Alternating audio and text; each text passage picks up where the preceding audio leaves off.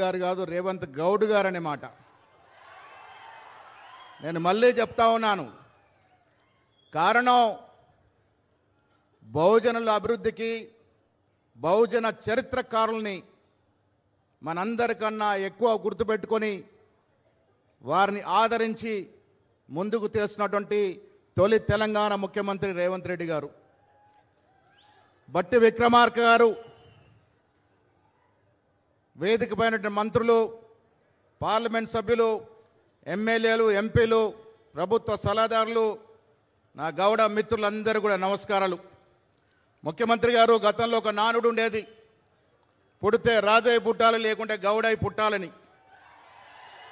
మేము చాలా గర్విస్తూ ఉన్నాం, గౌడ కులంలో పుట్టినందుకు గర్విస్తూ ఉన్నాను.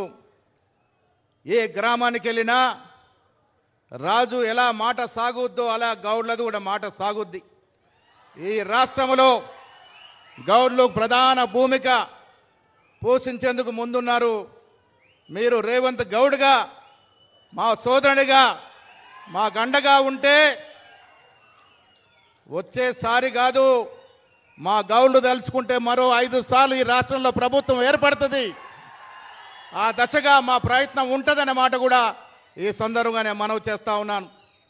సర్వాయి పాపన్న మహావీరుడు 100 ఏళ్ల క్రితం శాస్త్రం సంకేతం లేని రోజున ఒక బీద కుటుంబంలో పుట్టి గోల్కొండ గడిని జయించినాడంటే ఆయన వీరత్వము, శూరత్వము, ఆయన ధైర్యం ఇవాళ ఈ విగ్రహం చూసిన ప్రతి వాడికి స్ఫూర్తినిస్తుంది.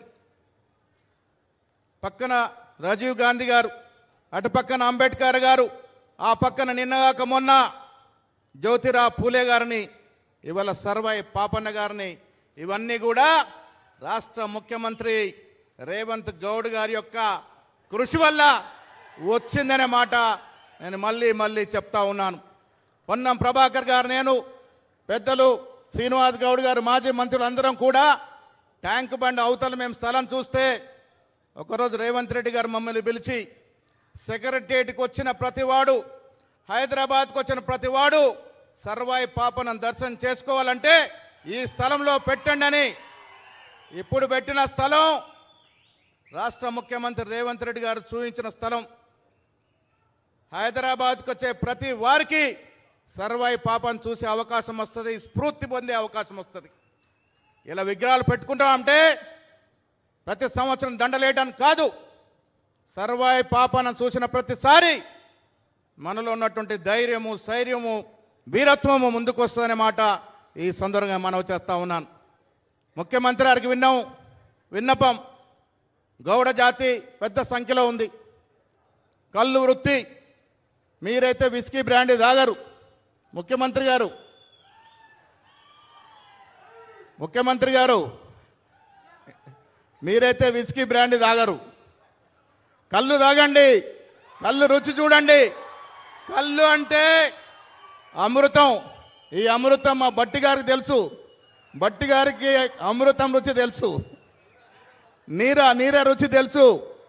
కళ్ళు ఆరోగ్యానికి మంచిది. కళ్ళు వృత్తి కొద్ది ఇబ్బందుల్లో ఉంది. ఒక కన్ను చూడాల్సిన అవసరం ఉంది. వల్ల గ్రామాల్లో కళ్ళు వృత్తి మీద ఆధారపడిన వ్యక్తులు జనం లక్షల్లో ఉన్నారు. ఈ వృత్తిని కాపాడాల్సిన బాధ్యత ఎవరిది?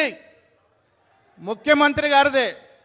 చిన్న చిత్కర సమస్యలు ఉంటాయి, శస్త్రసఖ్యత పెరిగింది, చదువు వైపు మా మిత్రుడు పొన్నం ప్రభు గారు చెప్పినట్టుగా చదువు వైపు మళ్ళాల్సినప్పటికీ కూడా కుల వృత్తులు నశించిపోకుండా ఉండాల్సిన బాధ్యత ఉంది. కాబట్టి కళ్ళు వృత్తిని రక్షించుకోవాలి, దాన్ని ప్రోత్సహించాలి, సరిపడా నిధులు ఇవ్వండి, కళ్ళు వృత్తిని ప్రోత్సహించాల్సిందిగా నేను ముఖ్యమంత్రి గారిని కోరుతూ, అదేవిధంగా బట్టి విక్రమార్క కోరుతూ, కళ్ళు శాశ్వతం అనే మాట, ఈ ప్రపంచం ఉన్నంత వరకు కళ్ళు శాశ్వతంగా ఉంటుంది, దాన్ని రక్షించుకోవాల్సిందిగా మనందరం కూడా ముఖ్యమంత్రి విజ్ఞప్తి చేస్తూ, మరొక్కసారి సర్వాయి పాప లాంటి మహానుభావుడి యొక్క అంత గొప్ప విగ్రహం హైదరాబాద్లో పెట్టినారంటే కాంగ్రెస్ ప్రభుత్వానికి, రాష్ట్ర ముఖ్యమంత్రికి ధన్యవాదములు.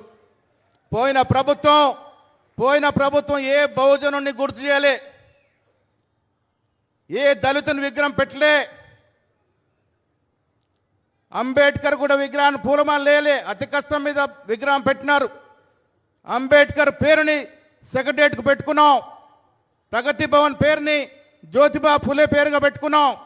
ప్రతి బహుజనుని గుర్తు చేస్తూ వారిని చరిత్రలో నిలిచిపోయే విధంగా విగ్రహాలను ప్రతిష్ఠిస్తున్నటువంటి రాష్ట్ర ముఖ్యమంత్రి గారికి మనస్ఫూర్తిగా ధన్యవాదాలు తెలియజేస్తూ మీ అందరి నుండి సెలవు. జై హింద్.